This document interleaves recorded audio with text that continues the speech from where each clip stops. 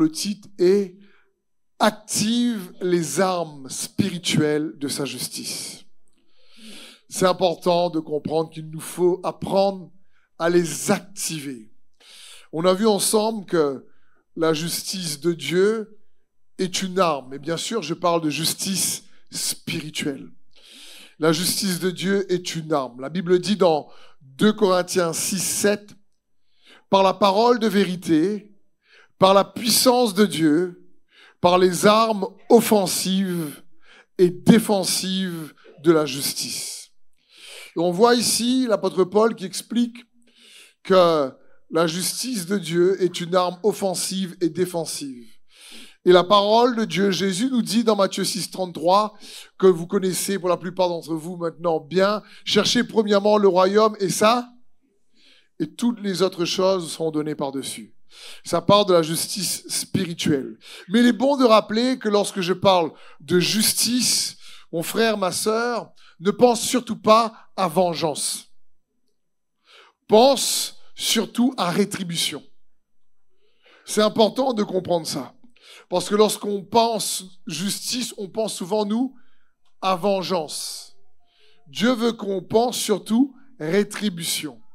Dans Romains 12, au verset 17, la parole de Dieu nous dit « Ne rendez à personne le mal pour le mal. Recherchez ce qui est bien devant tous les hommes. S'il est possible, parce que des fois c'est pas possible, autant que cela dépende de vous, soyez en paix avec tous les hommes. » Mais des fois c'est pas possible. Des fois tu es en paix avec les autres, ils sont pas en paix avec toi. Ne vous vengez point vous-même, bien-aimés, mais laissez agir la colère, car il est écrit, à moi la vengeance, à moi la rétribution, dit le Seigneur. Donc il faut bien comprendre ça. Dieu dit à moi la vengeance, à moi la rétribution. Il est en train de dire, c'est moi qui va exercer la justice si on préfère. Lorsqu'il faut venger, c'est lui, c'est pas nous. Nous, il va nous demander de nous comporter d'une manière pour pouvoir justement le laisser pleinement le rôler. Il va dire ensuite, mais si ton ennemi a faim, donne-lui à manger. S'il a soif, donne-lui à boire. Car en agissant ainsi, ce sont des charbons ardents que tu amasseras sur sa tête. Ne te laisse pas vaincre par le mal, mais surmonte le mal par le bien. Et là, c'est déjà tout un programme. C'est déjà toute une montagne, un défi. Parce qu'on a vu dans cette série que lorsque Dieu nous demande de justement chercher sa justice, c'est d'apprendre à réagir de manière juste face aux injustices que nous traversons. Et c'est jamais facile. Et là, on voit dans ce passage, c'est ce qu'il est en train de nous recommander. Il est en train de nous dire, quand on te fait du mal, ne cherche pas à te venger, laisse-moi la vengeance. Il est en train de dire, écoute, quand réellement on te fait du mal, triomphe du mal par le bien. Il est en train de nous dire, écoute, réagis de manière juste aux situations injustes. Et puis il dit, parce que n'oublie pas, c'est à moi la vengeance et c'est à moi la rétribution. Donc on voit clairement que lorsque Dieu parle de justice, on ne doit pas penser, nous, à vengeance ou jugement, mais on doit penser, pour notre part, à comment réagir de manière juste face aux injustices que nous traversons, parce qu'il est celui qui va nous rétribuer. Amen. Une autre version de ces passages, dans la version traduite du message, nous dit « Bien-aimé », c'est qui est bien-aimé? C'est nous, amen. Ne cherchez pas à vous venger, mais laissez cela à la justice de Dieu. Car il est écrit, la vengeance m'appartient, c'est moi qui la rendrai, dit le Seigneur. Et encore, si ton ennemi a faim, donne-lui à manger. S'il a soif, donne-lui à boire. Par ta surprenante générosité, tu éveilleras sa conscience et Dieu te récompensera par sa faveur. Voilà, nous, ce qu'on doit chercher. Ne te laisse jamais vaincre par le mal, mais triomphe du mal par le bien. Ici, c'est magnifique cette version. Parce que Dieu est en train de dire, écoute, laisse-moi prendre le relais pour te faire justice. Laisse-moi prendre le relais pour exercer la vengeance. Ta part à toi, c'est préserve-toi du mal. Fais attention que le mal qu'on fait contre toi ne produise pas du mal en toi. Pour qu'ensuite ce mal en toi se manifeste par toi. Donc c'est déjà tout un programme. Amen. Jamais facile. Et il nous donne ici quelques indications. Il est en train de dire, si tu triomphes du mal par le bien, si tu donnes ton ennemi, si tu fais du bien à celui qui fait du mal, il dit ici que tu vas mettre des charbons ardents sur sa tête. Son coco, il s'est chauffé. Tu vas mettre des charbons ardents sur sa tête. Ça signifie quoi, ça? Ça signifie que tu vas accélérer le jugement de Dieu sur sa vie.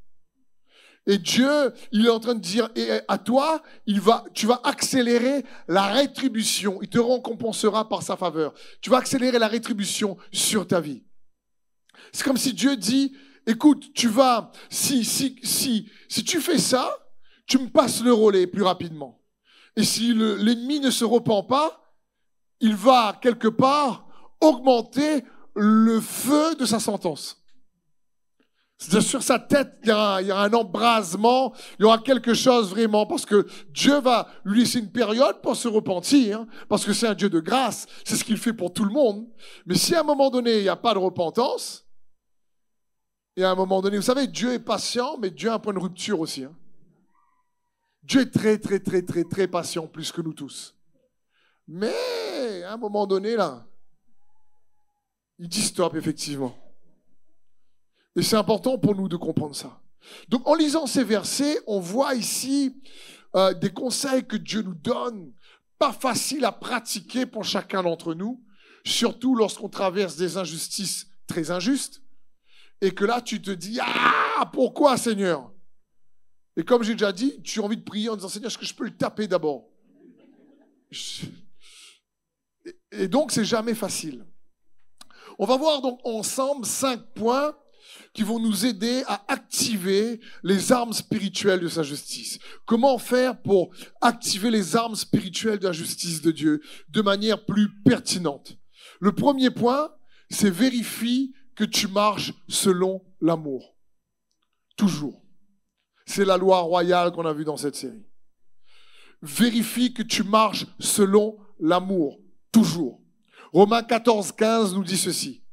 Si ton frère est attristé à cause de ce que tu manges, tu ne marches plus selon l'amour. Ne cause pas par ta nourriture la perte de celui pour lequel Christ est mort. Qu'est-ce que ce verset dit? Ce verset est en train de dire, si ton frère ou ta sœur est offensé, parce que toi tu insistes sur une règle qui va réellement en réalité les offenser, les attrister, les blesser, il dit, tu n'es plus conduit selon l'amour. Et l'apôtre Paul dit, non, ici dans Romains, il dit, écoute, ne blesse pas un enfant de Dieu. Si tu sais, par exemple, quelqu'un doit faire le bien, il ne va pas t'écouter, que tu te dis, ça l'énerve, et ça l'offense. Ben, vaut mieux, tu dis, écoute, j'aurais des choses à te dire, mais je préfère pas parce qu'on risque de se prendre la tête. Par exemple. Et là, la conduite est stoppée parce que la Bible dit que la lettre tue, mais l'amour édifie. Et là, tu dis, non, je veux faire attention à ça. Comprenons bien la chose suivante, la vérité suivante. On a déjà vu ensemble que la justice, elle s'approche lorsque la vérité est maintenue. Et on a vu que lorsque la vérité est maintenue, la justice peut s'approcher. On a vu que lorsqu'on parle du royaume de Dieu, il y a une justice qui est activée en fonction de lois et de principes, de lois spirituelles. D'accord ? Et si ces lois sont réellement activées, la justice peut approcher. J'aime bien prendre l'exemple de la loi qui est le pardon, par exemple, parce que si quelqu'un réellement t'offense, si tu tombes dans une querelle ou que quelqu'un te fait du mal et que tu désires avoir la paix, tu peux prier comme tu veux, je peux prier comme je veux, mais si je pardonne pas, la paix, je l'aurai pas. Et cette paix, si je pardonne, cette vérité que le pardon va attirer justement sa paix. Amen. Mais oublions pas, le pardon, ce n'est pas faire camarade avec. Je pardonne à mon ennemi, mais c'est pas pour ça que je vais manger tous les jours avec lui. Vous comprenez? Il faut pas confondre. Parfois, on dit, je préfère pas pardonner parce que vraiment, s'il faut à chaque fois je reparle avec lui, ça n'a rien à voir. Il faut pas confondre pardon et confiance. Le pardon pour une action passée, la confiance se construit si la personne porte du fruit digne de la repentance. Il faut bien pas confondre ça. Mais il y a aussi donc la loi de la foi, comme on a vu, et il y a, comme on a lu dans Jacques 2,8, la loi royale, qui est la loi de l'amour. Si vous accomplissez, nous dit Jacques 2,8, la loi royale, selon l'Écriture, tu aimeras ton prochain comme toi-même, vous faites bien. La loi royale, c'est la loi du royaume. Cherchez premièrement le royaume et sa justice. Comment activer sa justice? En pratiquant donc la loi royale. Donc, on a vu qu'il y a aussi la loi de la foi. Il y a des principes, si tu préfères, à activer. Comprends bien une chose. Une des manières, le premier point pour activer la justice de Dieu, c'est réellement de checker, de vérifier si on marche réellement dans l'amour à chaque fois. Parce que la plupart des lois dans la réalité de l'esprit, des lois spirituelles, la plupart vont être activées réellement tant qu'on marche dans l'amour. Parce qu'on peut pratiquer des lois spirituelles avec beaucoup de légalisme, beaucoup de jugement, beaucoup de condamnation. Et ça nous enlève en réalité la puissance. Ça nous enlève réellement la vie. Ça édifie pas en réalité.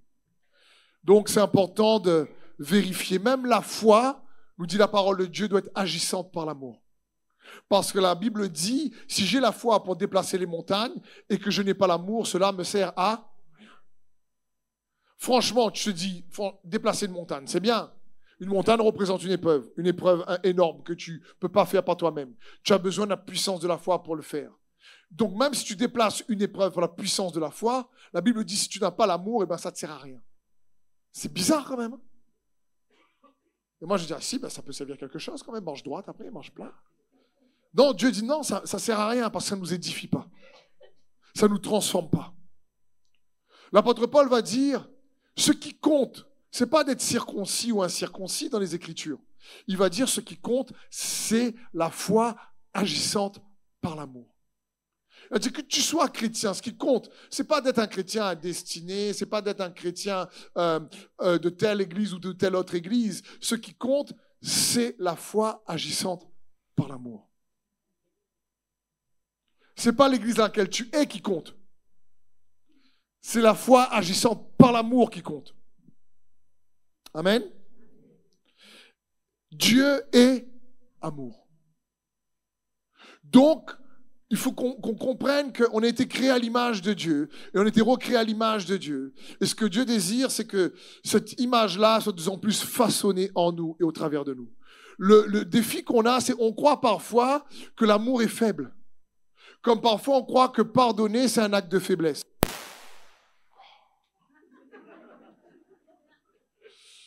Beaucoup, par exemple, pensent que Jésus est mort à la croix, c'est faible.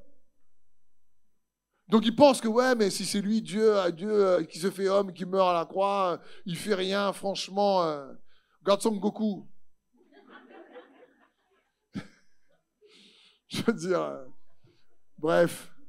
Je dis, ils vont croire que c'est faible. Et en réalité, il y a une force dans l'amour qu'on sous-estime. Il y a une force dans l'amour que la Bible dit, mais triomphe du mal par le bien. Il est en train de dire que là, tu vas activer une force, la nature de Dieu qui est en toi, et tu vas te rendre compte là que tu n'es pas faible en réalité, que le faible dise, je suis fort. C'est dans ce sens. Parce que l'amour va produire une justice qui surpasse. Comme on a lu dans Matthieu 5, 20. Car je vous dis que si votre justice ne surpasse pas celle des scribes et des pharisiens, vous ne rentrerez pas dans le royaume des cieux. C'est-à-dire, pour rentrer dans le royaume de Dieu, il faut marcher selon l'amour. Et attention, l'amour n'est pas faible. Attention, l'amour ne se réjouit pas dans l'injustice. L'amour se réjouit dans la vérité. Donc l'amour n'est pas là en train d'approuver que quelqu'un, quand il fait le mal, en dire c'est bien. L'amour n'est pas là en train de dire c'est bien, fais-moi encore du mal, fais-moi encore du mal. C'est pas ça. Elle sait se positionner. Et elle sait faire en sorte que le mal qu'on nous fait ne nous affecte pas. C'est important pour nous de comprendre ça. La Bible dit que l'amour accomplit la loi. Parce que la loi n'est pas contre l'amour.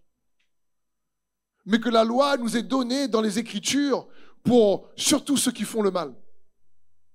C'est dans ce sens. Et donc le jugement du charbon ardent arrive lorsque quelqu'un continue constamment de faire le mal. Et Dieu dit, écoute, laisse-moi m'occuper à ce moment-là de cette personne. Comprenons bien. Lorsque, par exemple, on utilise le jugement de la fin des temps le jour dernier pour que les gens viennent à Jésus. Des fois, on parlait de la fin des temps, c'est un sujet que beaucoup aiment parce que ça fait peur. Dire, et là, attention, hein, mets-toi à droite. Le problème, c'est que la peur touche les émotions de manière momentanée et ça ne nous garde pas vraiment. C'est comme quand Élie prêche le feu du ciel tombe sur l'autel, le prophète Élie, il tue les prophètes de Baal dans l'Ancien Testament et il est tout content sur le coup parce qu'il pense que là, le peuple de Dieu a vu comment Dieu est impressionnant et ils ont dû être intimidés, la crainte a dû les saisir, la peur, allez voir. Jézabel dit, écoute, on va le tuer celui-là. Et la Bible dit, Élie a pris peur. Et Jésus lui-même fait une petite discussion avec lui et Moïse sur la montagne. Et Jésus lui dit, écoutez, je vais vous expliquer comment moi je vais quitter la terre. Élie, comment tu as quitté toi? Ah, tu m'as pris sur un chariot de feu. C'était bien, hein? Ouais, c'était super. Mieux que l'ascenseur. Et toi, Seigneur, comment tu as quitté? Ben écoute, moi je vais tellement aimer qu'ils vont me crucifier. Élie a dû dire, ah ben c'est mieux le chariot de feu.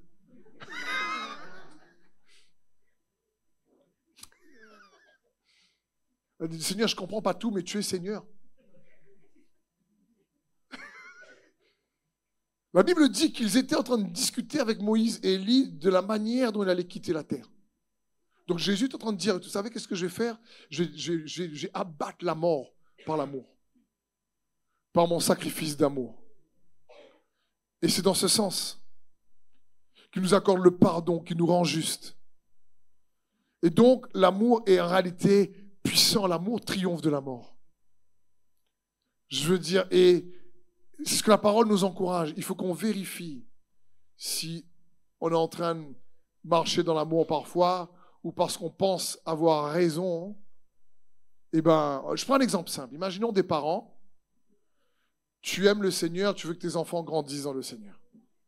Ton enfant grandit dans le Seigneur et il ne fait pas ce qu'il faut. Et tu sais qu'il ne marche pas dans les voies de Dieu. Et tous les jours qu'il rentre ta case, tu lui donnes un coup de bâton de la parole de Dieu sur sa tête. Il dit, tu ne vivras pas une vie de débauche. Le royaume des cieux n'appartient pas aux débauchés. Si tu continues à vivre une vie de débauche comme ça, où nous va boire de bons enfants, Mémouna, ou risque de vivre en enfer, brûlé dans le feu de la géhenne, repens-toi, mon fils. Et là, tu vois, tu lises la parole. C'est vrai ce que tu dis, mais tu ne marches pas selon l'amour. Peut-être que ce qui se passe dans son cœur, c'est que il y a quelque chose qui s'est passé avec ses amis ou à l'école. Il a été entraîné et il a besoin plus de dire, tu lui dis la vérité dans l'amour, tu n'approuves pas ce qu'il fait. Mais tu fais la différence entre ce qu'il fait et qui il est. Et tu es capable de lui dire, même si tu ne fais pas ce qu'il faut, papa t'aime. Même si je ne suis pas d'accord avec ta conduite, je suis là pour toi. Même si aujourd'hui tu désires ne pas pratiquer les valeurs chrétiennes dans lesquelles on t'a enseigné et que tu choisis d'autres valeurs, ça nous attriste, c'est sûr, on n'est pas d'accord, mais ça ne change pas notre amour pour toi. Si déjà dans les familles chrétiennes, il y aurait plus ça, là. Il y aurait moins de dégâts. C'est ce que l'apôtre Paul veut dire lorsqu'il dit, si pour le manger et le boire, tu perds quelqu'un, tu ne marches pas selon l'amour. Combien, par exemple, des fois, de parents vont se pouiller avec leurs enfants qui aiment le Seigneur pour un tatouage? Le tatouage, c'est le bête! Et ils confondent l'Ancien et le Nouveau Testament tout avec.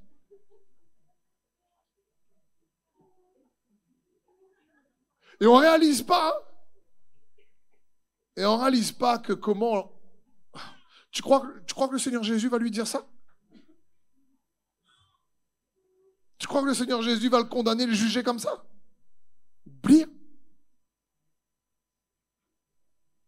Tu peux donner ton désaccord, mais avec honneur. Tu peux dire la vérité dans l'amour, tu peux donner tes convictions, mais tu gardes le lien de l'amour. Je veux dire, je ne sais pas, je prends un exemple extrême. Tu aimes le Seigneur, tu as un enfant qui tombe dans la drogue, vraiment dans la débauche, et tu sais que c'est pas bien. Et là, tu dis, sous drogue ou encore, là, on rentre plus la case. Maman, il ne gagne pas faire, il faut que tu lui parles dans l'amour, il faut que tu lui dises, écoute, là, c'est pas bon, tu détruis ta vie, là, il faut faire attention à ce que tu fais. C'est pas bon, mais il faut que tu arrives à trouver la bonne mesure. Qu'il voit que même ta remarque dans la vérité est imprégnée d'amour. Parce que sur le coup, la vérité blesse, peut-être. Mais après coup, il va dire, c'est vrai que c'était pour mon bien. Et c'était juste. Personnellement, j'ai déjà été enfant. Peut-être pas vous, mais je tenais à vous livrer ça comme ça, là. Et donc, j'ai déjà été corrigé par mes parents. Mais à chaque fois qu'ils l'ont fait de manière juste, ça m'a toujours rappelé que dire, ah, c'est moi qui ai plané sec. C'est vrai. Et donc, il nous faut apprendre à marcher dans l'amour. Tu veux activer sa justice? Sa justice, elle provient de la loi royale. Et il faut marcher dans l'amour. Vérifie donc, si tu veux activer sa justice, que tu marches selon l'amour et pas selon juste la loi. Deuxième point, vérifie que cette loi royale, l'amour, produit la liberté. Une vraie liberté. La Bible dit, toujours dans l'épître de Jacques, chapitre 2, verset 12, « Parlez et agissez comme devant être jugés par une loi de liberté. » Vous imaginez ce verset? Jacques 2, 12, « Parlez et agissez comme devant être jugés par une loi de liberté. » Ça fait bizarre. Tu dois être jugé par une loi de liberté. C'est-à-dire une loi qui va te rendre libre. Car le jugement, verset 13, est sans miséricorde pour qui n'a pas fait de miséricorde. Car la miséricorde triomphe du jugement. Ici, c'est incroyable. La parole de Dieu nous dit, parlez et agissez comme une personne qui réellement s'attend à être soumis à réellement une loi qui va lui rendre libre. Libre de quoi? Des effets et de ses péchés. Des traumatismes, des blessures, de la rancœur, de la jalousie, de la méfiance, de la condamnation, de la honte, de la peur, de l'angoisse, du stress. Voilà, c'est-à-dire, parlez et agissez comme devant être jugés, nous dit les Écritures ici, par une loi qui donne la liberté. Et puis, il dit comment faire. Il dit, donc, soyez miséricordieux dans votre jugement. Ayez donc de la bienveillance. La miséricorde est bienveillante. Et elle l'emporte sur le jugement sévère.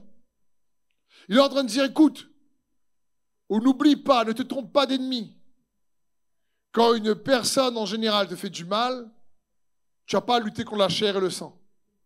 Bien sûr, elle collabore et elle est responsable également. Mais attention, ne manque pas non plus de discernement. Parce que si tu manques de discernement, tu risques de ne pas pratiquer toi-même et agir selon une loi qui peut te libérer toi. Et l'apôtre Jacques dit, hé, vérifie ça. Vérifie que ton cœur soit libre. C'est pour ça que l'apôtre Paul dit, dans Galates 2:20, vous allez voir le rapport lorsqu'il dit, ce n'est plus moi qui vis, c'est le Christ qui vit en moi. Cette vie maintenant dans la chair, je la vis dans la foi au Fils de Dieu. Vous savez pourquoi il dit ça? Il est en train de dire, je suis libre de mon ego qui réellement, lui, si je le laisse faire, est trop blessé. Il dit non, je suis libre de moi-même. Ce n'est plus moi qui vis. Il dit, je ne veux plus vivre une vie tournée autour de moi. Moi, qu'est-ce que je deviens? Moi, je suis triste. Moi, je ne suis pas bien. Moi, je ne vis pas. Moi, j'aimerais ci. Moi, je veux ça. Moi, pourquoi j'ai pas ci? Moi, pourquoi j'ai pas ça? Moi. Il dit, je veux arrêter avec cette vie qui tourne autour de moi. Je ne veux plus être égocentrique, je veux être christocentrique. Et il est en train de dire ici, c'est pour ça que je vous dis, c'est plus facile à lire ou à enseigner qu'à pratiquer, mais c'est ce qu'il veut dire. Il dit, non, c'est plus moi qui vis. Il est en train de dire, non, je veux plus vivre à partir de mon ancien moi. Je veux être libre de mon ancien moi. Parce que je suis une nouvelle créature en Christ. Et je dois apprendre à vivre à partir de cette nouvelle créature en Christ. Qui ne se laisse pas offenser facilement, blesser facilement. Qui réellement n'est pas affecté par les tourments qu'elle a traversés. Éphésiens 4, verset 20 va nous dire par exemple, mais vous, c'est qui vous? Mais vous, c'est toi et moi. Ce n'est pas ainsi que vous avez appris Christ, si du moins vous l'avez entendu, et si conformément à la vérité qui est en Jésus, c'est en lui que vous avez été instruits, à vous dépouiller, eu aux égards à votre vie passée, du vieil homme qui se corrompt par les convoitises trompeuses, à être renouvelé dans l'esprit de votre intelligence et à revêtir l'homme nouveau, créé selon Dieu dans quoi? Dans une justice et une sainteté que produit la vérité. Tu vois, apprendre à vivre, tu es libre de ton ancien toi pour apprendre à vivre de manière juste avec le nouveau toi. Je comprends que ça peut paraître pour certains, à chaque fois qu'on parle de nouvelle créature, la parole de Dieu, etc., on fait Amen, pasteur, ne comprends pas rien. Pourtant, la parole de Dieu veut nous encourager à comprendre que le nouveau toi en Christ, en fin de compte, il va être édifié à chaque fois qu'on choisit de marcher selon la justice de Dieu. Et pour activer la justice de Dieu, il faut, toujours veiller à ce qu'on marche dans l'amour, la loi royale. 2, il faut veiller à ce que cette loi royale nous libère d'un souvent un ego trop blessé. C'est dans ce sens. Parce que l'ego trop blessé, s'il prend la place, il va toujours faire que tous les problèmes tournent autour de lui. Si tu as été rejeté, par exemple, par avant, tu es toujours blessé, et que quelqu'un vraiment invité un frère et pas toi, tu vas te ressentir rejeté, toujours pas bien, tu vas toujours vivre et comparer par rapport à ce que tu as vécu. Et en fin de compte, tu ne réalises même pas que c'est toujours par rapport à l'ancien toi. Et le nouveau toi ne peut pas être créé. Il peut pas, il est là, mais il dit, laisse-moi. Ça produit une liberté de la rancœur, liberté du rejet. Vous comprenez? La Bible dit, vous connaîtrez la vérité vous rendra libre. C'est cette liberté-là, la loi de la liberté. C'est une vérité qui te libère de la rancœur, qui te libère du rejet. Si quelqu'un, par exemple, malheureusement, comme ça arrive, a été méprisé à l'école, rejeté, quand il rencontre Christ, ça n'a plus d'impact sur lui. Et même si parfois il y a des collègues qui le rejettent, il n'est plus affecté. Parce qu'il sait qu'avec Jésus-Christ, il est accepté. Comprenez? Et comprends bien, mon frère et ma sœur, dans la vie, là, écoute bien ça. Cherche pas à ce que tout le monde t'aime, ça ne marchera pas. Ça ne marchera pas. Assure-toi juste que les gens qui doivent t'aimer t'aiment. Tu n'as pas besoin que tout le monde t'aime, tu as besoin juste des gens qui doivent t'aimer vraiment. Et il y aura toujours des gens pour t'aimer. Même les gens les plus difficiles trouvent des gens pour les aimer. Alors imagine-toi, bon marmaille comme toi.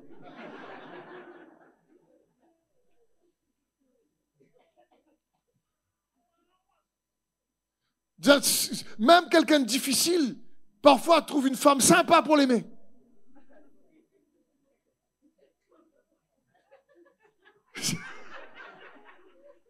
Non, pas ici. Je ne parle pas des frères d'ici, hein, non, non, non. Je parle de Nabal dans la parole de Dieu, avec Abigail. La Bible dit que Abigail était mariée à Nabal et c'était un homme méchant. C'est de lui que je chante parler, frères et sœurs. Vous n'avez pas bien compris. Je veux dire, comment ça se fait qu'un Nabal trouve un Abigail alors que souvent un célibataire gentil dit « Maman, pas rien ». C'est faux, dis pas ça. Fais confiance à Dieu, il t'emmènera quelqu'un de bien. C'est important de comprendre ça. Donc, comprends bien ces choses-là. La loi, la liberté, elle te libère. Te libère du péché et de ses effets. Vérifie ça pour activer sa justice. Pourquoi? Parce qu'on arrive au troisième point. Vérifie que ton cœur est gardé par la cuirasse de la justice. La Bible dit dans Éphésiens 6,14, « Tenez donc ferme et ayez à vos reins la vérité pour ceinture, revêtez la cuirasse de la justice. » Regarde ton voisin, dis-lui, mets la cuirasse de la justice. Faut bien comprendre la cuirasse de la justice, je l'ai déjà dit, mais il est bon de le rappeler, c'est l'image d'une partie de l'armure de Dieu qui protège les organes vitaux. Je veux dire, malheureusement, si on coupe un doigt, c'est dommage, mais tu peux vivre encore. Si on coupe ton cœur, tu ne gagneras pas vivre. Tu comprends? Et la cuirasse parle de protéger ce cœur-là. La cuirasse de la justice. Quand quelqu'un active la justice de Dieu, il est libéré du péché et de ses effets, et automatiquement, en même temps, son cœur doit être protégé. Son cœur doit être protégé. La Bible dit dans Proverbe 4, 23, « Garde ton cœur plus que toute autre chose, car c'est de lui que jaillissent les sources de la vie. » Autrement dit, si tu préfères, la Bible veut dire, surtout, gardez votre cœur avec une grande vigilance. Je partageais cette manière de voir hier à la pré-rentrée de l'école destinée. C'est-à-dire, gardez votre cœur avec une grande vigilance, car c'est là que la vie commence. Et c'est là où se forge le vrai toi, ton identité. C'est dans ton cœur où se forge qui tu es. Fais donc très attention au bien-être de ton être intérieur, car c'est de lui que provient la vitalité de ton existence.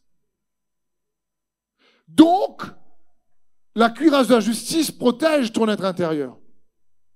Parce que si le cœur n'est pas protégé, on perd notre lucidité pour répondre de manière juste aux injustices. Si le cœur est touché, il y a la confusion. Il y a réellement un mélange de... On n'est plus lucide, on perd le discernement. Parce que quand le cœur est affecté, et ensuite on ne sait plus quelle décision juste prendre. C'est pour ça qu'il faut garder le cœur. Parce que c'est le vrai toi. Je ne parle pas du cœur, l'organe physique. Quand le roi Salomon dit « garde ton cœur plus que toute autre chose », il est en train de donner un conseil puissant. Quand l'apôtre Paul dit « revêt la cuirasse de la justice », il est en train de donner une autre image pour la même chose. Il est en train de dire « quand tu te tiens pour la vérité, alors qu'est-ce que cette vérité va faire? Quand tu choisis de la croire, elle va te protéger ton cœur avec la cuirasse de la justice. » Tu ne perds pas à un moment donné ta lucidité. Malgré la situation difficile, tu es dans la paix. Malgré la situation difficile, tu gardes espoir. Malgré la situation difficile, tu sais qu'il est avec toi dans tes combats. C'est dans ce sens. Parce que lorsqu'on garde la cuirasse de la justice, automatiquement, on n'est plus apte à entendre Dieu nous conduire. Et tu es capable de dire, écoute, cet ennemi-là, il me fait du mal. Je pardonne. Je garde mon cœur en pratiquant la vérité que le pardon. Il n'y a pas de souci. Par contre, s'il ne se repent pas, écoute, que Dieu le bénisse. Mais écoute, je vais quand même pas laisser cette situation voler ma joie et ma paix trop longtemps. Me suis-tu? Parce que quand le cœur est affecté, non seulement on perd notre lucidité, mais on perd aussi notre paix. Et on perd aussi notre joie. Mais la joie, la vie, vient de ce qui vient du cœur. Donc c'est dans ce sens. Même une situation compliquée, sur le coup et pendant un moment, elle peut nous affecter. Mais lorsqu'on se comporte de manière juste, la Bible dit qu'il y a beaucoup de tribulations qui touchent le juste. Mais l'Éternel l'en délivre toujours. Toujours. Tu es juste, toi? Qui est juste dans ce lieu? Ben, l'Éternel va te délivrer toujours. Mais on a vu ensemble que le juste vit par la foi, et si on est juste, on doit faire des œuvres justes. Et si on est juste, on doit chercher comment vivre, et parler et agir selon la justice qui produit la vérité.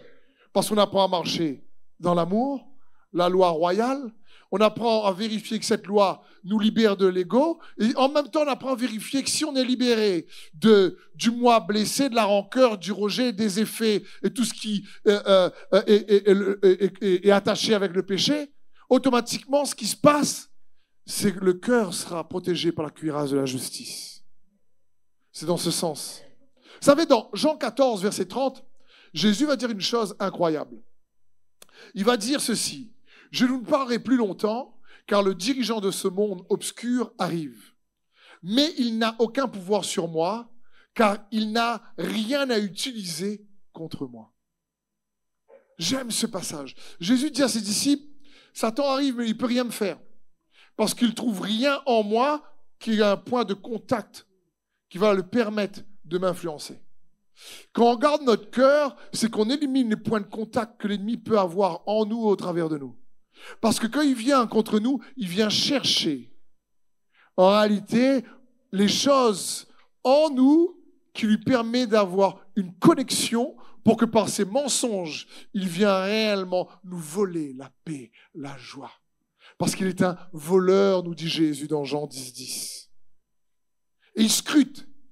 Et dès qu'il y a une situation extérieure qui a produit une injustice intérieure, l'ennemi fait: j'ai un point de contact. Je vais la rendre confuse, je vais vraiment abattre, je vais voler sa joie, je vais la rendre plein d'angoisse, je vais voler l'espoir, je vais vraiment pourrir sa vie. Oh là là, purée, quel point de contact super. Et c'est comme ça qu'il fonctionne. Et après, il vient dans la tête avec ses mensonges pour... Et après, on dit, bah oui, bah là, franchement, bah ouais, qu'est-ce que je vais devenir? Plus d'espoir. Regarde la situation. Non, mais c'est compliqué, comment on va faire? Et là, on perd la foi en réalité. Et Dieu veut pas ça. C'est pour ça que la parole dit, garde ton cœur. Garde ton cœur. Mon frère, ma sœur, toi et moi, on ne peut pas garder le cœur des autres. On peut garder que notre propre cœur. Et on ne peut pas empêcher les autres de nous faire du mal. Mais on peut empêcher, en croyant la parole de Dieu, que ce mal produise du mal en nous ou nous fasse du mal. C'est pour ça que l'apôtre Paul a dit, attristé, je suis toujours joyeux. Au départ, je ne comprenais pas, au début de la conversion, je me disais, mais que lui raconte? Dieu lui est attristé ou lui est joyeux? C'est quoi le truc? Non, c'est qu'il y a des gens, effectivement, qui lui font du mal et qui créent de la peine, mais sa posture spirituelle, sa foi en Dieu, Christ Jésus et la parole, le protège. Amen. Quatrième point, une fois que tu vérifies si tu marches selon l'amour, tu vérifies si tu marches selon cette loi qui produit une liberté. Tu vérifies que cette loi te libère de ton ancien toi, mais en même temps protège ton cœur. Quatrième point, vérifie de bien discerner la direction du Saint-Esprit. Parce que c'est pas fini pour activer la justice. Parce qu'une fois que ton cœur est bien gardé, alors tu peux avoir une oreille plus attentive pour discerner ce que Dieu veut. Parce que si le cœur est offensé, ce que tu peux entendre, tu peux croire que ça vient de Dieu, mais l'ennemi peut l'utiliser et te faire croire que ce qu'il te dit vient de Dieu. C'est pour ça que j'entends souvent plein de Dieu m'a dit qui vont droit dans le mur. C'est pour ça que quand quelqu'un me dit Dieu m'a dit, je dis mais montre-moi les fruits.